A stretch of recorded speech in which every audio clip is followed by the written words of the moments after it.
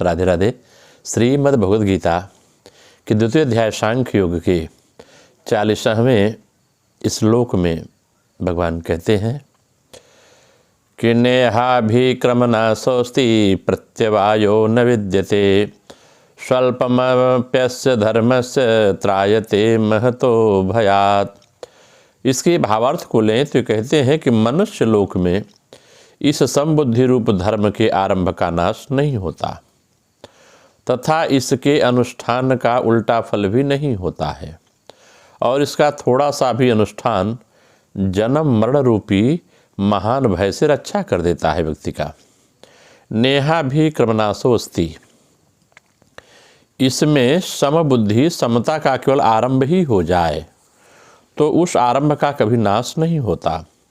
मन में समता प्राप्त करने की जो लालसा उत्कंठा लगी है, यदि यह समता का आरंभ होना है, इस आरंभ का कभी अभाव नहीं होता, क्योंकि सत्य वस्तु की लालसा भी सत्य ही होती है। प्रत्यवायो न विद्यते, इसका भावार्थ यह है कि सकाम भावपूर्वक किए गए कर्मों में अगर मंत्र उच्चारण यज्ञ विधि आदि कोई कमी रह जाए तो उसका फल उल्टा हो जाता है। जैसे कोई पुत्र प्राप्ति के लिए पुत्रेष्टि करता है तो उसकी विधि में त्रुटि हो जाती है तो पुत्र का होना तो दूर रहा, किसी की मृत्यु हो सकती है। विधि की कमी रहने पर इसका उल्टा फल न हो तो भी पुत्र अपूर्ण अंगों वाला हो जाता है। परंतु जो मनुष्य इस सद्बुद्धि को अपने अनुष्ठान में लाने का प्रयत्न करता है, उसके प्रयत्न का अनुष्ठान का कभी उल्टा फल नहीं होता है, कारण कि उसमें अनुष्ठान फल की इच्छा नहीं होती। जब तक फल इच्छा रहती है तब तक समता नहीं आती। समता का भाव है फल की इच्छा न होना, केवल कर्म करते रहना चाहिए। अतः उसके अनुष्ठान का विपरीत फल होता ही नहीं और होना संभव भी नहीं है। समता में विपरीत फल क्या है कि संसार में विषमता का होना ही विपरीत फल है। सांसारिक कार्य, किसी कार्य में राग होना और किसी कार्य में द्वेष होना ही विषमता है, और इसी विषमता से जन्म मरण का बंधन होता है। परंतु मनुष्य में जब समता आती है तब राग द्वेष नहीं रहती। राग द्वेष के न रहने से विषमता नहीं रहती, तो फिर उसका विपरीत फल होने का कोई कारण नहीं होता। कहते हैं स्वल्पस्मस्य धर्मस्य त्रायते महतो भयात्। इस समबुद्धि धर्म का थोड़ा सा भी अनुष्ठान हो जाए, थोड़ी सी भी समता जीवन में आचरण में आ जाए तो यह जन्म मरण रूपी महान भय से रक्षा कर देता है। जैसे सकाम कर्म फल देकर नष्ट हो जाता है, ऐसे यह समता धन संपत्ति आदि कोई फल देकर नष्ट नहीं होती, अर्थात इसका फल नाशवान धन संपत्ति आदि प्राप्ति नहीं होती। साधक के अंतःकरण में अनुकूल प्रतिकूल वस्तु व्यक्ति घटना परिस्थिति आदि में जितनी समता आ जाती है उतनी समता अटल हो जाती है। इस समता का किसी भी काल में नाश नहीं हो सकता। जैसे योग भ्रष्ट की साधन अवस्था में जितनी समता आ जाती है, जितनी साधन सामग्री हो जाती है, उसका स्वर्गादि ऊंचे लोकों में बहुत वर्ष तक सुख भोगने के बाद और मृत्यु लोक में श्रीमंतों के घर, अच्छे अच्छे व्यक्तियों के घर में भोग भोगने पर उसका जन्म होता है, उसका भोग का नाश नहीं होता है। यह समता साधन सामग्री कभी किंचन मात्र भी खर्च भी नहीं होती। समता का भाव जब रहता है, प्रत्युत सदा ज्यों की त्यों सुरक्षित रहती है, क्योंकि यह सत है, सदा रहने वाली है। धर्म नाम यहाँ दो बातों का है, दान करना, प्याऊ लगाना, अन्न क्षेत्र खोलना आदि परोपकार करना, और दूसरा क्या है इसका भाव धर्म का, कहीं वर्ण आश्रम के अनुसार शास्त्र विहित अपने कर्तव्य कर्म का पालन करना। इन धर्मों का निष्काम भावपूर्वक पालन करने से समता रूपी धर्म स्वतः आ जाता है, क्योंकि यह समता रूप धर्म स्वयं का धर्म था, स्वरूप है। इसी बात को लेकर यहाँ समबुद्धि को धर्म कहा गया है। आपका जिस आयु वंश गोत्र परिवार में जन्म हुआ है, जो वंशानुक्रम से कार्य हो रहा है, अगर उस कार्य को हम करते हैं तो उससे पाप पुण्य का दोष नहीं लगता, व्यक्ति में समता आती है। इसको और गहराई से समझने के लिए, यह बात स्पष्ट करने के लिए कि लोगों के भीतर प्रायः बात बैठी है कि मन लगने से ही भजन स्मरण होता है, मन नहीं लगा तो राम नाम करने से क्या लाभ। परंतु गीता की दृष्टि में मन लगना कोई ऊंची चीज नहीं है। गीता की दृष्टि में ऊंची चीज है क्षमता। दूसरे लक्षण आए या न आए, जिसमें क्षमता आ गई उसको गीता सिद्ध कह देती है कि वह व्यक्ति सिद्ध पुरुष है। जिससे दूसरे लक्षण सब आ जाए और क्षमता न आए तो गीता कभी उसे सिद्ध पुरुष नहीं कहती है। क्षमता दो तरह की होती है, अंतःकरण की क्षमता और स्वरूप की क्षमता। समरूप परमात्मा सब जगह परिपूर्ण है। उस समरूप परमात्मा में जो स्थित हो गया उसने संसार मात्र पर विजय प्राप्त कर ली और वह जीवन मुक्त हो गया। परंतु इसकी पहचान अंतःकरण की समता से होती है। अंतःकरण की क्षमता है सिद्धि असिद्धि में सम रहना। प्रशंसा हो जाए या निंदा हो जाए, कार्य सफल हो जाए या असफल हो जाए, लाखों रुपए आ जाए या लाखों रुपए चले जाए, पर उसके अंतःकरण कोई हलचल ना हो, सुख दुख हर्ष शोक आदि न हो। इस समता का कभी नाश नहीं होता। कल्याण के सिवाय समता का कोई फल ही नहीं होता है।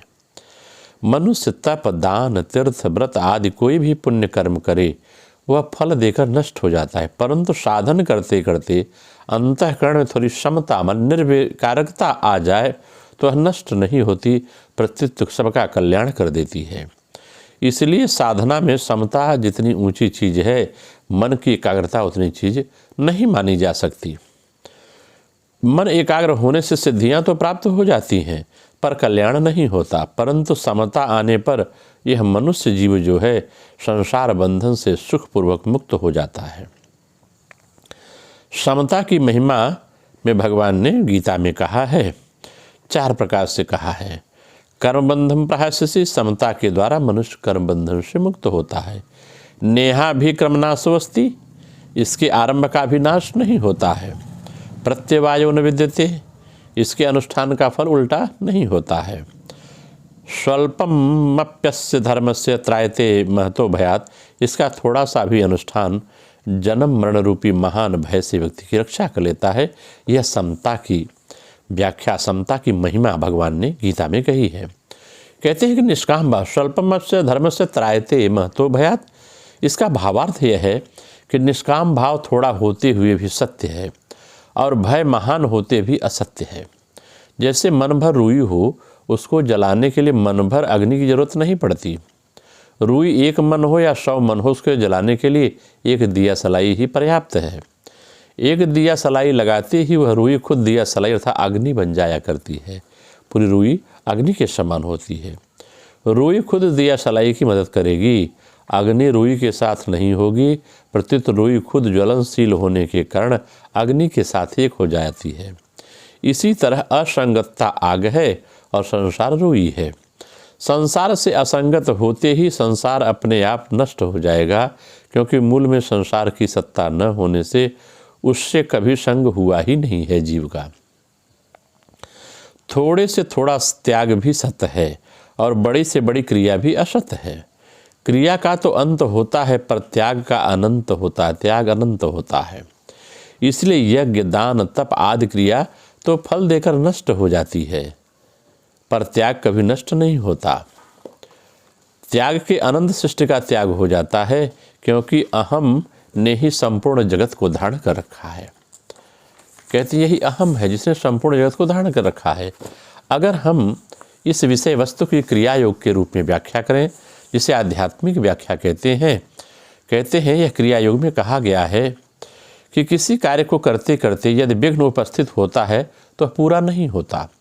मान लो क्रिया की समाप्ति नहीं हुई और मृत्यु उपस्थित हो गई, या शरीर का कोई अंग नष्ट हो गया, या देह में रोगादि उत्पन्न हो गए, जिसको क्रिया करना बंद हो गया कहा जाता है। ऐसी स्थिति में असमाप्त साधन व्यर्थ हो जाएगा, अथवा जिस प्रकार करना उचित है यानी आहार विहार निद्रा आदि में संयम करना, वह किसी कारणवश न हो सका।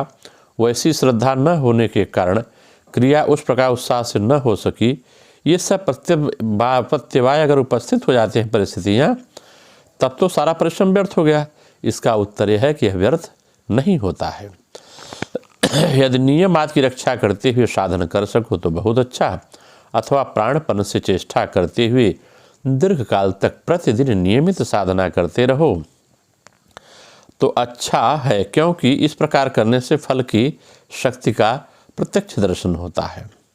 योग दर्शन में लिखा गया है कि यह अभ्यास दीर्घकाल तक अर्थात बहुत दिनों तक निरंतर अर्थात बहुत देर तक बैठकर सुख एवं श्रद्धापूर्वक आसेवित होने पर दृढ़ भूमि लाभ दृढ़ता प्रदान करता है। परंतु ऐसा न हो कि नियम की भी रक्षा ठीक प्रकार से न कर सके, बहुत देर तक साधन न बैठ सके, तो इसके फल की मात्रा में अधिकता न होने पर भी एक बार भी वह बेकार नहीं होता, कुछ न कुछ उसका प्रत्युत्तर फल मिलता है। प्रतिदिन थोड़ा थोड़ा अभ्यास करने से जो संस्कार उत्पन्न होगा वह दूसरे जन्मों में उसको साधना की इच्छा और अनुकूल अवस्था प्रदान करेगा। उस व्यक्ति का ऐसे स्थान पर जन्म होगा जहाँ वह साधन भजन कर सके, उससे बाह्य सांसारिक प्रवृत्तियाँ कोई परेशान न करें, किसी चीज़ का उसके जन्म लेते हुए स्थान पर अभाव नहीं होता। यह सौभाग्यवश साधन में और गुरु में प्रबल श्रद्धा है तो स्वल्प साधन के द्वारा भी इसी जन्म व्यक्ति मुक्ति प्राप्त